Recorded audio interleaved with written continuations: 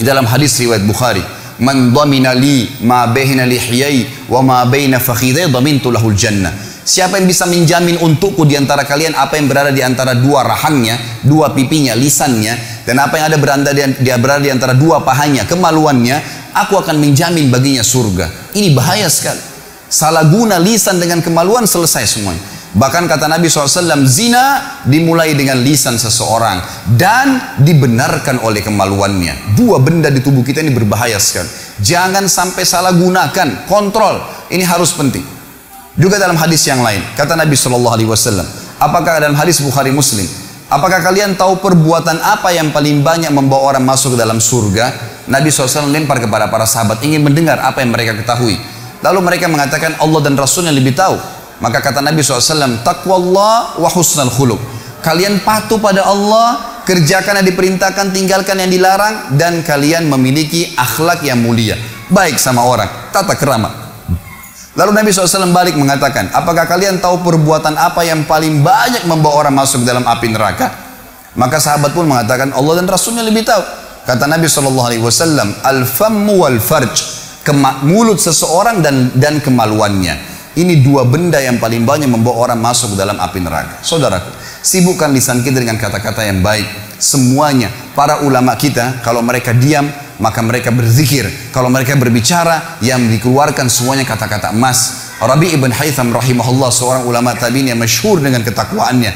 Beliau pernah didatangi oleh muridnya dua orang dan berkata kepadanya, wahai imam ini kiai, apa rahasianya sampai membuat anda bisa mengontrol lisan anda?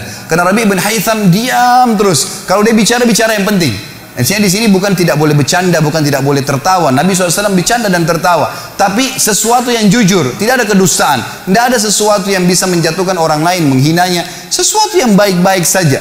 Maka kata beliau, wahai murid-muridku, apakah kalian masih ragu di pundak kanan dan kiri kalian ada malaikat yang selalu mengawasi kalian dari Tuhan kalian, yang mencatat yang baik dan yang buruk, dan demi Allah pasti akan dibacakan dan dihisapkan untuk kalian nanti di sana di akhirat. Maka perkataan Rabi' bin Haytham adalah sebuah hal yang luar biasa, menandakan keimanan seorang mukmin memang tergantung pada lisannya dan juga pada kemaluannya. Kata Nabi SAW dalam hadis yang lain pada saat ditanya, atau beliau mengatakan, maukah kalian saya tunjukkan amal lebih baik daripada kalian bersedekah kepada fakir miskin, lebih baik daripada kalian membantu orang lain, lebih baik daripada kalian ke medan perang sementara kalian menebas leher musuh kalian dan kalian ditebas lehernya, kalian membunuh atau kalian terbunuh? Maka para sahabat mengatakan, tentu ya Rasulullah. Kata Nabi, lisanmu selalu mengucapkan zikrullah, selalu bermanfaat. Apa yang diucapkan, tanya kabar orang, baik, dan seterusnya. Maka tidak ada yang lain seperti itu, teman-teman sekalian.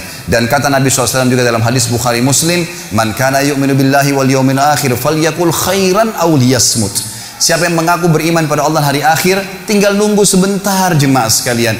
Tunggu aja ajal datang. Saya tidak dapat jaminan dari siapapun di sini.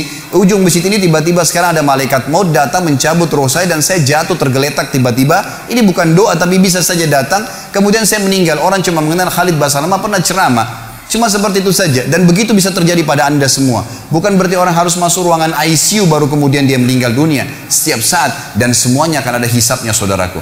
Maka kata Nabi SAW, siapa yang mengaku beriman pada Allah dan hari akhir, maka dia hanya mengucapkan yang baik saja, yang Allah ridhahi, yang baik, gitu kan? Atau dia diam, tidak usah ucapkan yang lainnya.